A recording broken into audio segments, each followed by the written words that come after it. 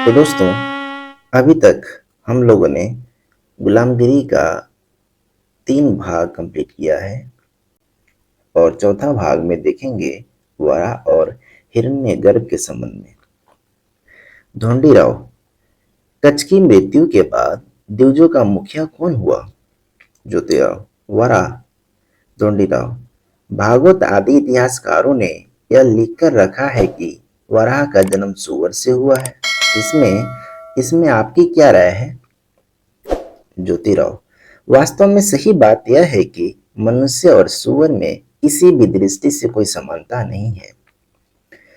अपनी बात को अधिक स्पष्ट करने के लिए और तुम्हें अच्छी तरह समझ में आ जाए, इसलिए यहाँ के उदाहरण के रूप में सिर्फ एक ही बात कहना चाहता हूँ कि वे अपने बच्चे को जन्म देने के बाद उनसे कैसा व्यवहार करते हैं। हमें सिर्फ यही देखना है।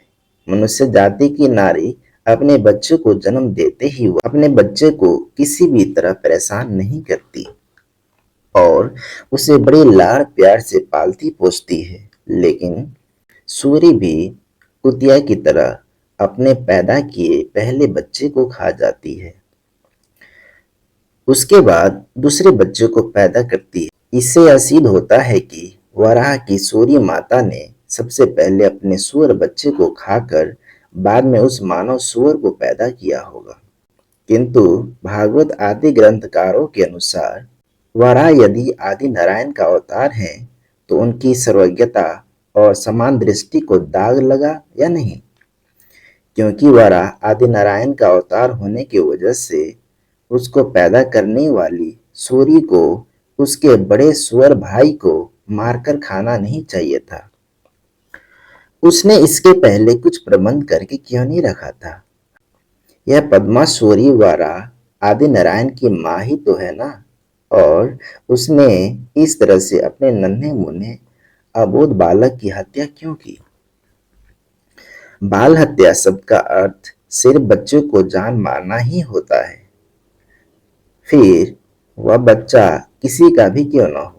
किंतु इसने अपने पैदा किए हुए मासूम बच्चे की ही हत्या करके खा लिया। इस तरह के अन्याय का अच्छा अर्थ बोध हो, ऐसा शब्द किसी शब्दकोश में खोजने से भी नहीं मिलेगा। इसको यदि डाकनी डायन कहा जाए तो डाकनी भी अपने बच्चे को नहीं खाती। यह एक पुरानी कहावत है। उस वराह की पद्मा माता को इस तरह का अघोर कर्म करने की वजह से नरक की यातनाएं भोगने से मुक्ति मिले, इसलिए उसने ऐसा पाप मुक्ति का कर्म किया। इसका कहीं कोई जिक्र भी नहीं मिलता। इसका हमें बड़ा खेद है। धोंडीराव, वराह की सूरी माता का नाम यदि पद्मा था तो इससे यह सिद्ध होता है कि उसके सूअर पति का भी कुछ न कुछ नाम होना चाहिए। ज्योतिराव, पद्मा सूरी के पति का नाम ब्रह्मा था। धोंडीराव, इससे यही समझ में आता है कि प्राचीन काल में जानवर मनुष्य की तरह आपस में एक दूसरे को ब्रह्मा, नारद, मनु जैसे नाम देते थे। उनके नाम इन गपोड़ी ग्रंथकारों को कैसे समझ में आए होंगे? दूसरी बात यह है कि पद्मा सूरी ने वराह को उसके बचपन में अपने स्तन से दूध पिलाया ही होगा, इसमें कोई संदेह नहीं। लेकिन बाद में कुछ बड़ा होने पर गांव के खंडहरों में कोमल फूल पौधे का चारा चरने की उसे आदत पड़ गई होगी कि नहीं, यह तो वही वराह आदि नारायण ही जाने। इसी तरह से उनके धर्म ग्रंथों में कई तरह के महत्वपूर्ण सवालों के जवाब नहीं मिलते। इसलिए मुझे लगता है कि धर्म ग्रंथों में जो कुछ लिखा मिलता है वह सब झूठ है कि वराह सूरी से पैदा हुआ है। और इस तरह की झूठी बातें शास्त्रों में लिखते समय उन ग्रंथकारों को जरा भी शर्म नहीं आई होगी। ज्योति, यह कैसी बेतुकी बात है कि तुम्हारे जैसे ही लोग उस तरह के झूठे ग्रंथों की शिक्षा की वजह से ब्राह्मण पुरोहितों और उसकी संतानों के पांवों को धोकर पीते हैं। इसमें तुम निर्लज मूर्ख हो या वे? डोंडीराव, खैर अब इन बातों को छोड़ो। आपके अनुसार उस मुखिया का नाम वराह कैसे पड़ा? ज्योति, क्योंकि उसका स्वभाव, उसका आचार व्यवहार, उसका रहन सहन बहुत ही गंदा था और वह जहां भी जाता था वहीं जंगली सुअर की तरह झपट्टा मारकर अपना काम निकाल लेता था। इसी वजह से महाप्रतापी हिरण्यगर्भ और हिरण्यकश्यप नाम के दो महाप्रतापी क्षत्रिय शासकों ने उसका नाम प्रतिकार की भावना व्यक्त करने के लिए सुअर अर्थात वराह रखा।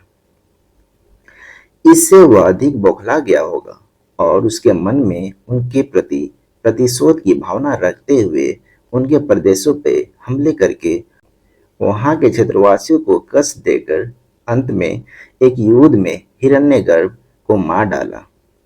इससे देश के सभी क्षेत्रपतियों में भारी घबराहट पैदा हो गई और वे कुछ लड़खड़ाने लगे। इसी दौरान वराह मर गया। दोस्तों, भाग 4 में ज्योतिबा फुले द्वारा एक कोट्स लिखा गया है। विद्या बिन मति गई, मति बिन नीति गई, नीति बिन गति गई, गति बिन धन गया, धन बिन शूद्र पतित हुए, इतना घोर अनर्थ सिर्फ अविद्या के कारण ही हुआ। तो दोस्तों, ये भाग 4 था जो अभी आपने सुना।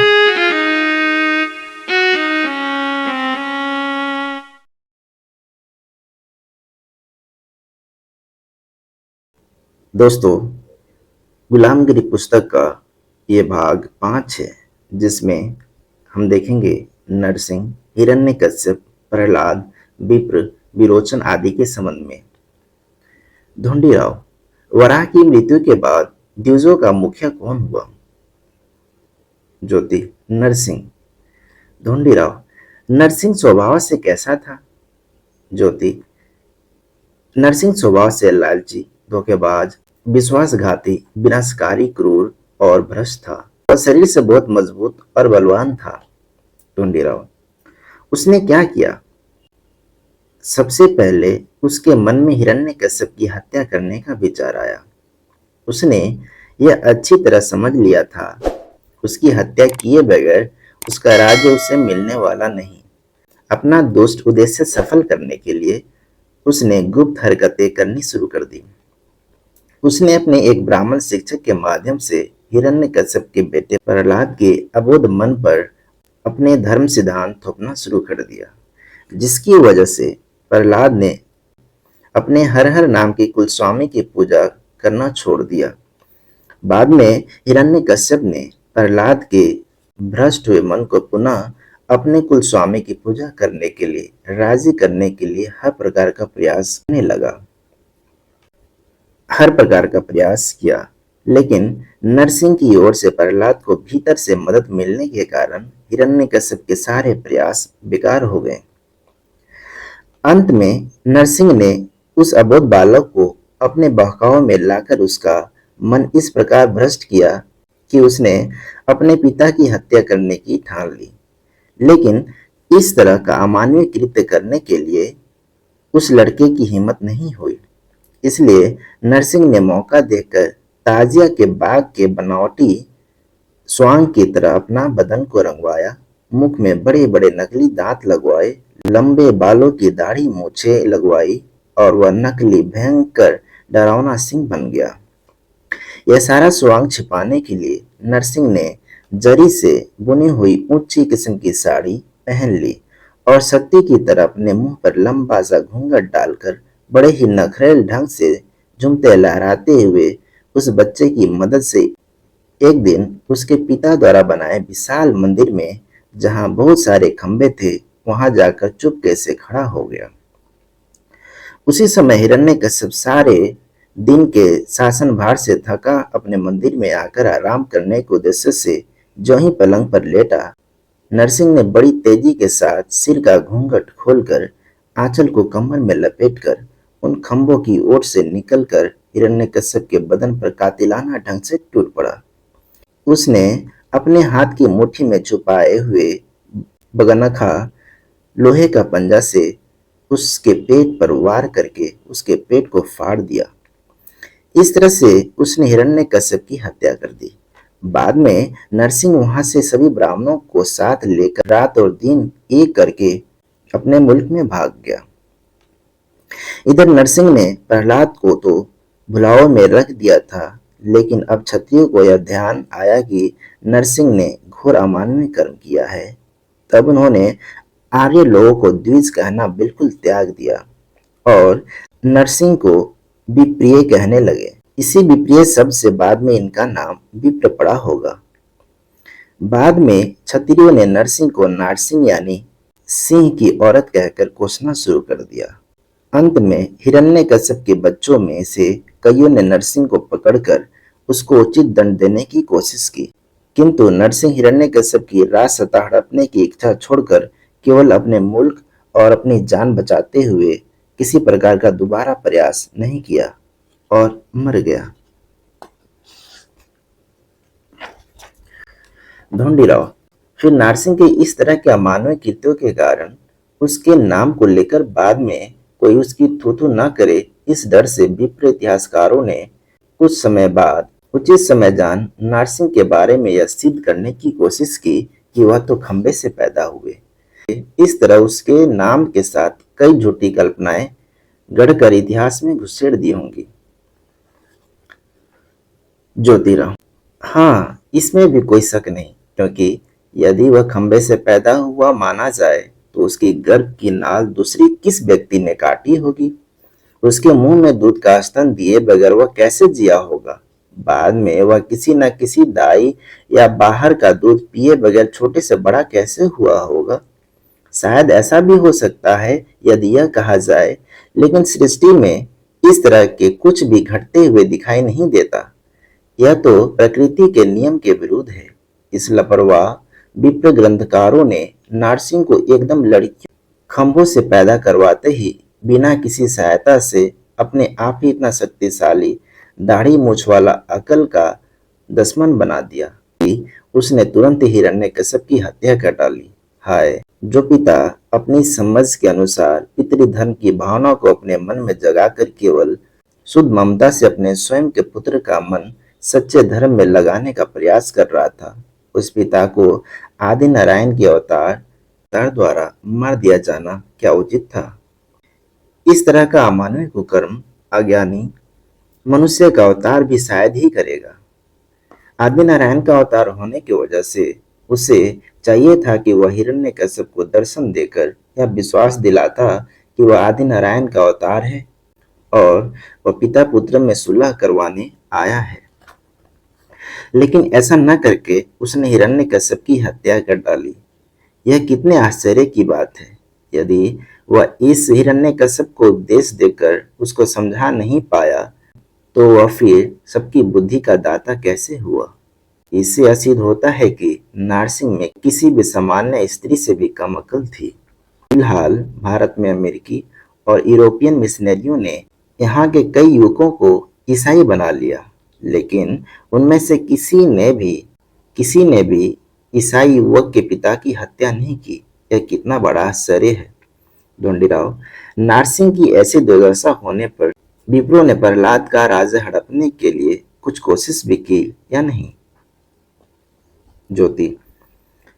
विप्रों ने प्रहलाद का राज्य हड़पने के लिए कई तरह के लुके छिपे हथकंडे किए, किंतु इसमें कोई कामयाबी नहीं मिली। बाद में विप्रों की चालाकी समझने पर प्रहलाद की आंखें खुल गई और उसको विप्रों की कुटिलता साफ दिखाई देने लगी। तब से प्रहलाद ने विप्रों पर किसी भी तरह का भरोसा करना छोड़ दिया और सभी लोगों से केवल ऊपरी दिखावे का स्नेह रखकर अपने राज्य की उचित व्यवस्था योग्य प्रतिबंध करके मर गया। उसके मरने के बाद उसी के बेटे विरोचन ने अपने राज्य को संभालते हुए उस राज्य को बलशाली बनाते हुए अंतिम सांस ली। विरोचन का बेटा राजा बलि बहुत ही कुशल शासक व योद्धा था। उसने सबसे पहले अपने ही पड़ोसी छोटे बड़े क्षत्रपतियों को धृष्ट दंगाखोरों की ज्यादतियों से मुक्त किया और उन पर अपना अधिकार कायम किया। बाद में उसने अपने राज्य को बढ़ाने की दिनों दिन कोशिश की। उस समय विप्रो का मुखिया बटु बामन था। उसको यह सब सहन नहीं हो रहा था, इसलिए उसने बलि का राज्य लड़ झगड़ कर लेने के उद्देश्य से ही गुप्त रूप से बहुत बड़ी फौज तैयार की और अचानक बलि के राज्य की सीमा पर आ पहुंचा। बामन बहुत ही लोभी, दुसाहसी और अड़िल दिमाग वाला था।